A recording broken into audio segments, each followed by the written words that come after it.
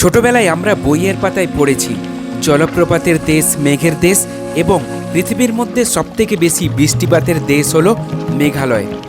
4800 fit উচ্চতায় মেঘ এখানে মানুষে আলিঙ্গন করে। আমরা মধ্যবিত্ত, বাজেট খুবই কম, হাতে মেঘ ধরার ইচ্ছায় পকেটে কিছু টাকা নিয়ে বেরিয়ে পড়লাম এক্সপ্লোর করতে the land of cloud of India, Meghalaya.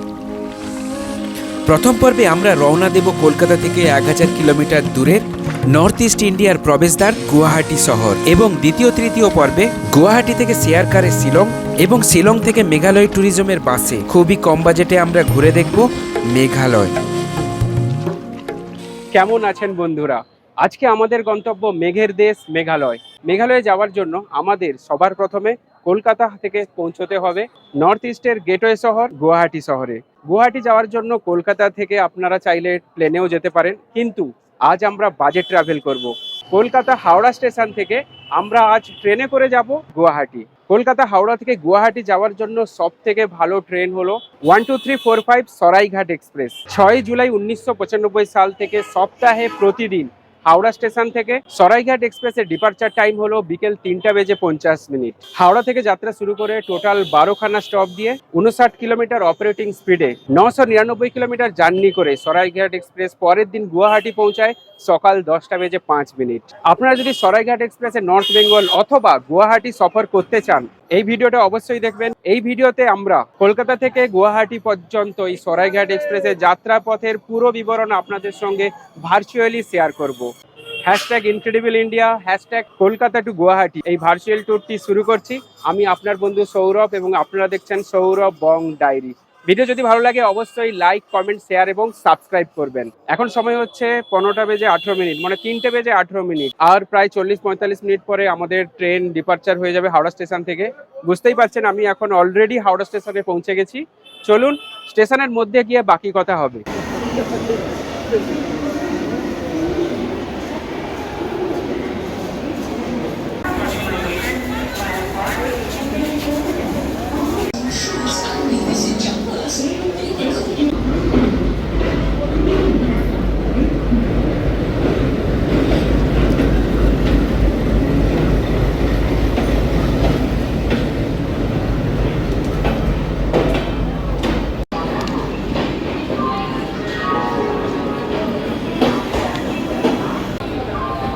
S2 জেনারেলের লাইন কিন্তু এই ট্রেনে প্রচুর। এই দেখুন, এগুলো হচ্ছে জেনারেলের লাইন। আমরা আছি S3, আমার হচ্ছে S2।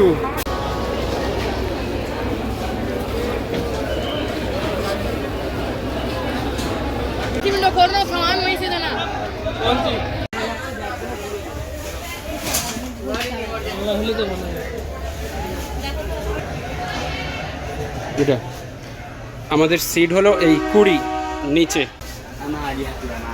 দেখুন মিরার আছে, এখানে চার্জিং পয়েন্ট আছে, বোতল রাখার জায়গা, আর এই হলো সিট। ফ্যান আছে, লাইট আছে। দেখুন আমাদের এই হলো কোচ বাথরুম।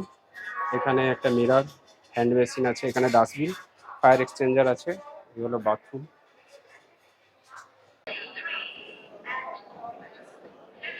যেহেতু আমরা বাজেট ট্রাভেল করছি মেঘালয়, তাই স্লিপার কোচে জার্নি করছি। আমার কোচ নাম্বার হচ্ছে S2, সিট নাম্বার হচ্ছে 20।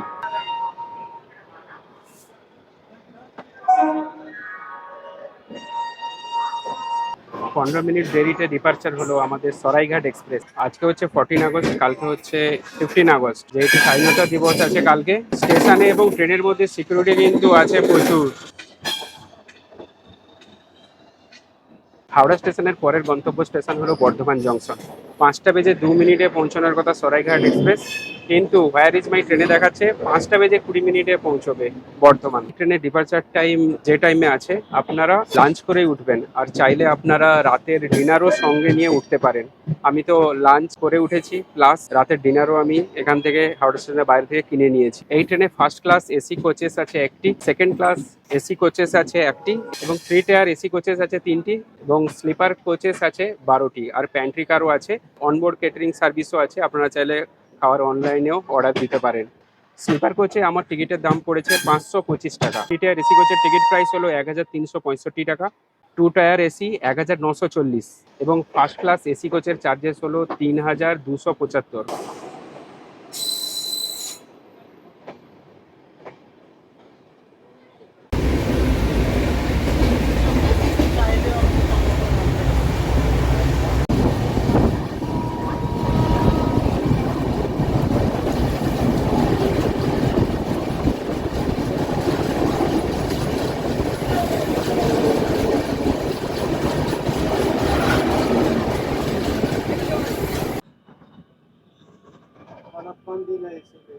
5টা বেজে 32 মিনিট, প্রায় আধা ঘন্টা ডিলে। আমরা এখন পৌঁছেছি বর্ধমান জংশন।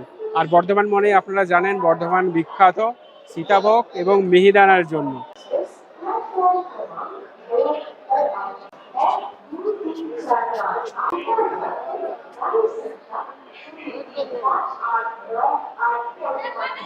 এখানে সীতাভোগ মিহিদানা যেটা পাওয়া যাচ্ছে ওটার দাম হচ্ছে 160 টাকা করে কেজি। এখানে ঝালমুড়িও পাওয়া যাচ্ছে 20 টাকা করে দাম। এখানে হল টাইম আছে মাত্র 2 মিনিট।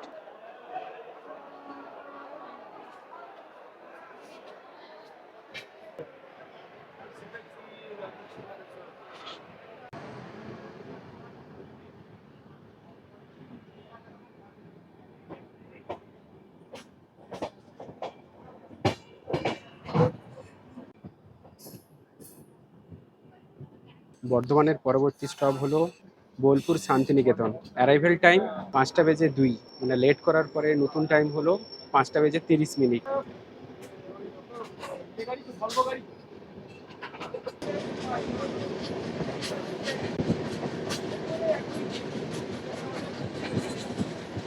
বর্ষাকালে ভ্রমণ করার মজাটাই আলাদা।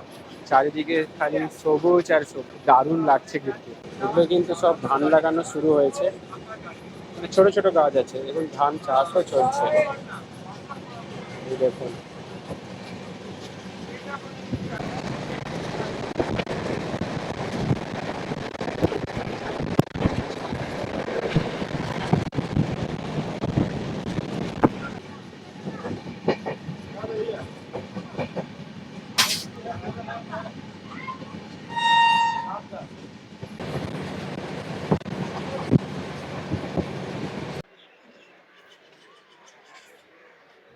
ট্রেন যত এগোচ্ছে তত আমরা আরো ডিলে হচ্ছি। এখন টাইম হচ্ছে 6টা বেজে 36 মিনিট, প্রায় 40 মিনিট ডিলে আমরা পৌঁছেছি বোলপুর শান্তিনিকেতন।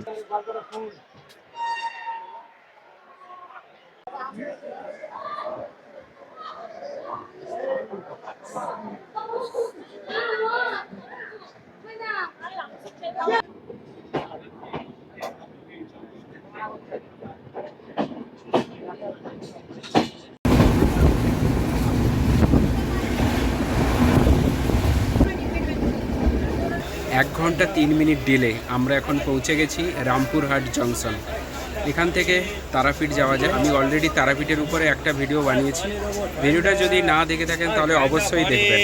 হিন্দি চ্যানেলেও আছে, বাংলা চ্যানেলেও আছে ভিডিওটা। আর আমরা যত যাচ্ছি তত কিন্তু ট্রেন ডিলে করছেই।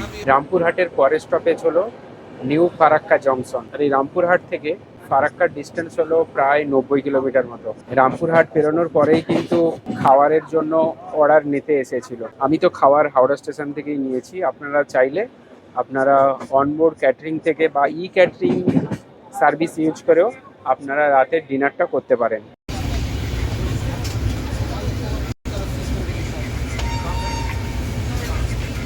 এখন সময় হচ্ছে 9টা বেজে 23 মিনিট। ফারাক্কা ঢুকছে আমাদের সরাইঘাট এক্সপ্রেস। আর আমি কিন্তু ডিনার নিয়ে নিয়েছিলাম হাওড়া স্টেশনের বাইরে একটা ভালো হোটেল থেকে। এই দেখুন, এটা হচ্ছে ভেজ ফ্রাইড রাইস। এটা নিয়েছে 60 টাকা। পনির দিয়ে করেছে ভেজ ফ্রাইড রাইস। সঙ্গে নিয়েছিলাম চিলি পনির। চিলি পনিরটা কিন্তু 90 টাকা নিয়েছে। এই হলো চিলি পনির। জানি না কেমন হয়েছে। স্পুন দিয়েছে সঙ্গে, এই হলো স্পুন। সব কিছু তরকারিতে মেখে মেখে একাকার। আর সস দিয়েছে, আর লঙ্কাও আছে। আমাদের ট্রেন কিন্তু এখনো ডিলে চলছে, 52 মিনিট ডিলে চলছে। ফারাক্কা ঢুকছে এখন। এই দেখুন পনির, ভেজ ফ্রাইড রাইস। পনিরগুলো কিন্তু বেশ বড় বড় সাইজেরই পনির দিয়েছে। এই দেখুন সাইজগুলো, টেস্ট কিন্তু ভালো আছে। চিলি পনিরও ভালো আছে, কোয়ালিটি ভালো আছে।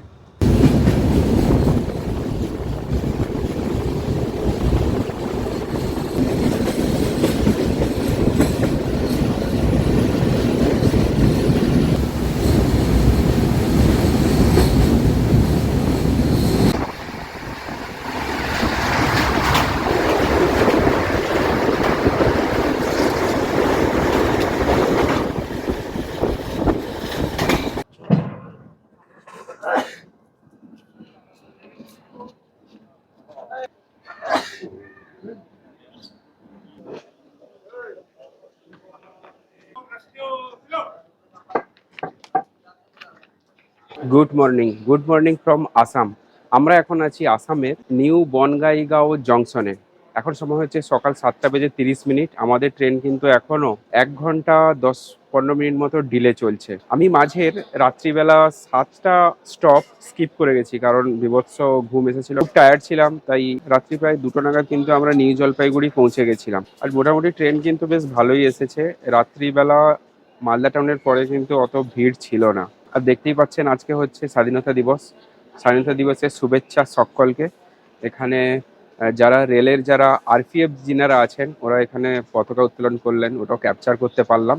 নিউ বনগাইগাঁও জংশন স্টেশনের পরে স্টেশন হলো কামাখ্যা, কামাখ্যার পরেই গুয়াহাটি। হোয়ার ইজ মাই ট্রেনে দেখাচ্ছে আমরা গুয়াহাটি পৌঁছবো সকাল 11টা নাগাদ।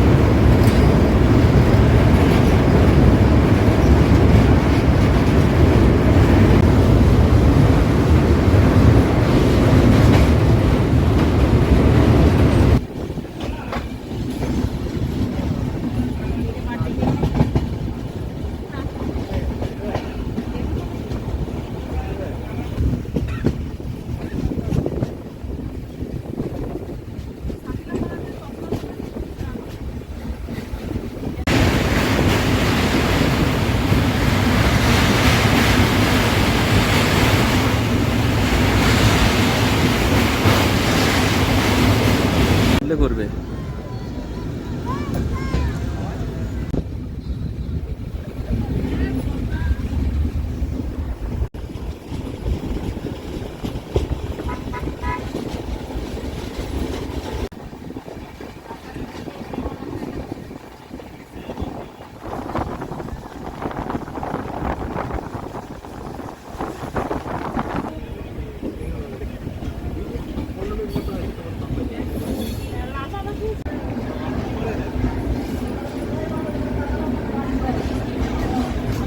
কামাখ্যা স্টেশন পেরিয়ে অবশেষে পৌঁছলাম গুয়াহাটি। আর এখন সময় হচ্ছে 12:03।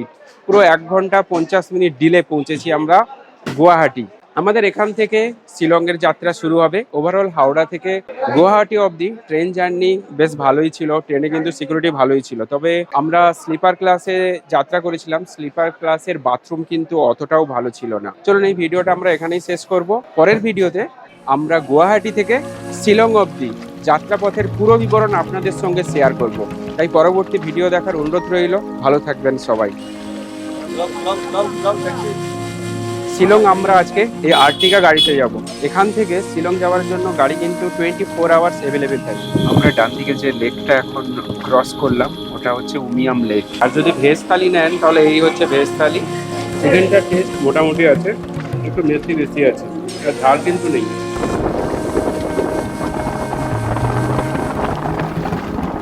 ওয়েলকাম টু মেঘের দেশ মেঘালয়। আমি এখন হোটেলের টেরিসে এসেছি, আর দেখুন এই টেরিস থেকে কত সুন্দর শিলং সিটির ভিউ পাওয়া যায়।